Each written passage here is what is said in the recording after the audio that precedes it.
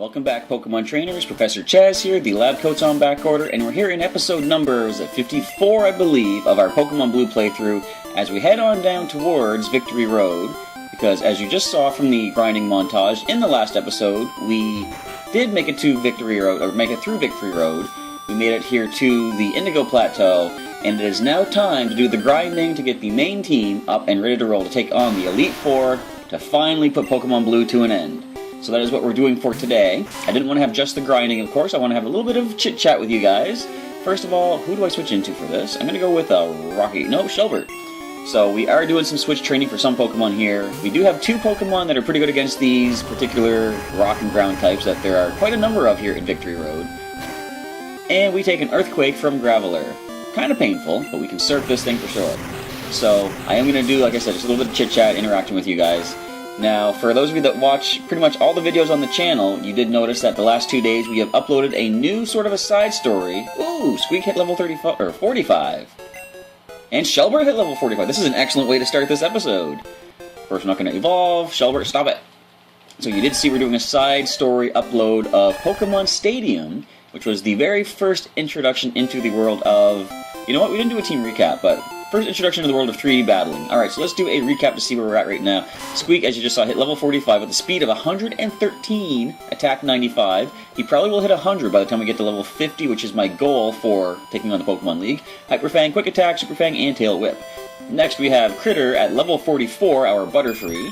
He's got some good training so far during the grinding. Psybeam, Mega Drain, Stun Spore, and Sleep Powder is the moveset. Chirp, our level 45 Pidgeot. Speed is at 110, very nice.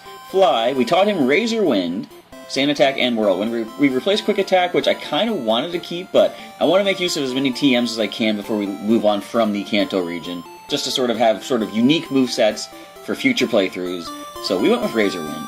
Pikachu here, level 46, our, of course, Pikachu. Thunderbolt, Body Slam, Thunder Wave, and Flash. He had a speed of 108, if I noticed that properly. Very nice. Rocky, our level 44 Sandslash with 117 attack, 113 for defense. Dig, Rock Slide, Cut, and Stand Attack. And of course, Shelbert, our last Pokemon in the list. Shelbert the Squirtle at level 45. Surf, Ice Beam, Bite, and Withdraw. So let's go ahead and continue our training. And I do want to mention, I've been noticing in the Pokemon Blue playthrough, and kind of more noticeably in the Stadium playthrough, there is a bit of an audio desync at some points with the video game footage that I'm using for my screen capture. It might be the program that I'm using, I really don't know. I'm going to assume it's something wrong with my computer, and it is unfortunate that we're not going to have perfect audio sync at every part of the playthrough, but there's not really much I can do with it. Eventually, I do want to get a new system and have better quality footage, better quality audio, and the ability to do webcam or face cam as I do these games. But unfortunately, that isn't within my budget and ability to do so at the moment. As a matter of fact, I just found out today, or maybe the past couple days, that there's something wrong with my 3DS. Now, it's not, let's call it game breaking, I guess, but it's not holding a charge like it used to anymore. And when I went to the first official Pokemon League challenge at my local Pokemon League at Heroes Beacon, I was going to do a battle against one of the trainers there. And it turned out my game completely died immediately. The battery just kind of bottomed out on the system. That was a bit of an annoyance, and as I found out that it doesn't hold the charge that well, I got it home and turned it on. It had the blue light for a bit, but it just kind of died out. It should still work okay when it's plugged in, which means the Wi-Fi battles are not completely gone, of course. I can still do them. But it's kind of, in a way, timely that it happened right now, because we have replaced the Wi-Fi battles with the Pokemon Stadium playthrough, so that kind of worked out pretty good. The downside is, as I've been mentioning in the past little while, I'm preparing to go to Maritime, a costume anime convention here in the Maritimes, and my money's kind of tied up with that, so I can't really afford to get a new 3DS particularly soon, but hopefully I'll have enough money when I get back from Maritime, so I can get that. If nothing else, I'm hoping to have one in time for when Pokemon Sun and Pokemon Moon come out in November this year. So we'll see if the money holds out and I can, get a new system. But anyways, back to the training. You see well, there's not really much to mention for this, actually. Just mindless grinding. And we did have the Pokemon League Challenge. It was, we didn't really have enough players to make use of a full tournament, but it was our first attempt, and it was still quite a good turnout of people. Now we're looking to do some more in the future, and we had a number of players show up, or a number of new people, I should say, new players, or new interested players. New trainers, let's go with that. Had a number of new trainers, new faces show up, and that's what I like about doing the Pokemon League. You get to bring in so many new players, and so many more people have fun playing the game. This Golbat is annoying, but I'm going to go for the Hyper Fang. We're going to break out of confusion right now, and land the Hyper Fang. Did I call that? Is this post-recording? It actually isn't. I just kind of got lucky.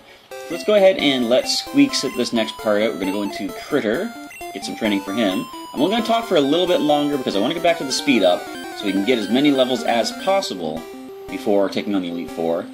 Normally this would scare me with my Butterfree, but we are 3 levels above and we have that nice powerful Side Beam attack. We should be able to bring down the Golbat. But I'm really looking forward to finally taking on the Elite Four. I'm hoping that I can get enough training in this episode to get us all to level 50. Nice! Confusion hurts itself. And if so, we'll be able to... Ooh, nice! Way to go, Critter! Everyone's hitting like a level up after one battle right now. So if I can get the whole team to level 50 by the end of this episode, then the start of the next episode we will take on the Elite Four. If not, I'll do the last little bit of grinding in the next episode to get to level 50. I'm hoping that's going to be enough, because I know as we go through the Elite Four, we are going to gain some levels by defeating the opposing Pokemon. And fortunately in Gen 1, the AI is not particularly good, so we could probably sort of play that up to our advantage. In fact, I've never really experienced this myself because I never took a fighting Pokemon into the Elite Four. But if you go against Lance and you bring a fighting type against his Ace Dragonite, I believe level 62 is his highest level Dragonite, then it'll constantly go for, I believe, Barrier and Agility. The reason is, those are both Psychic type moves, and from what I've heard, the AI interprets that as using a super effective attack against your fighting type. It will never go for Hyper Beam, it always goes for that non-attacking move of either Barrier or Agility. So, it's interesting, and we're not going to be able to make use of that, of course. We don't have anything weak to Psychic on our main team.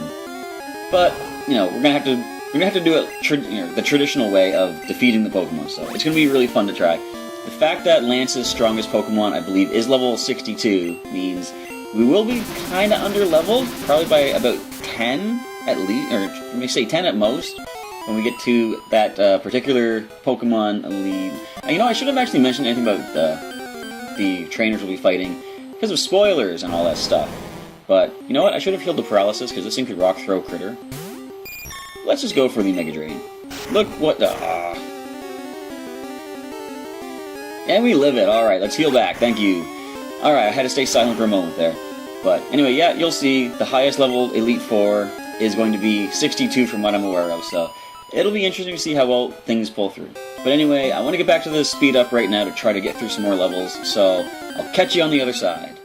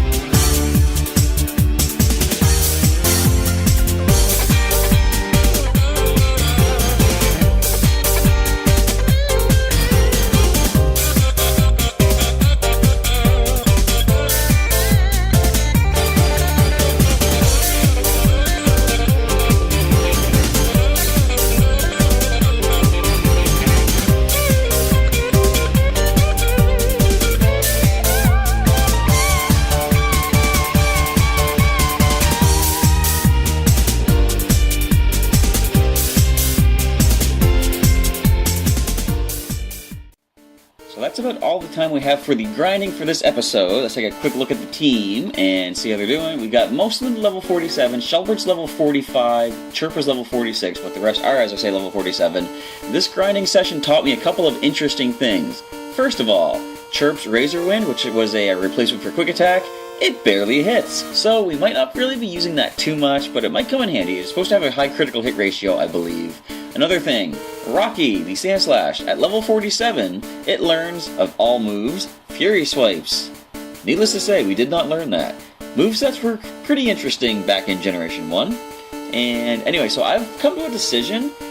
We've been doing plenty of grinding thus far, and I've been really just kind of taking way too long doing so. Despite the fact that we're going to be pretty underleveled, I have decided at the start of the next episode we are going in to take on the Elite Four.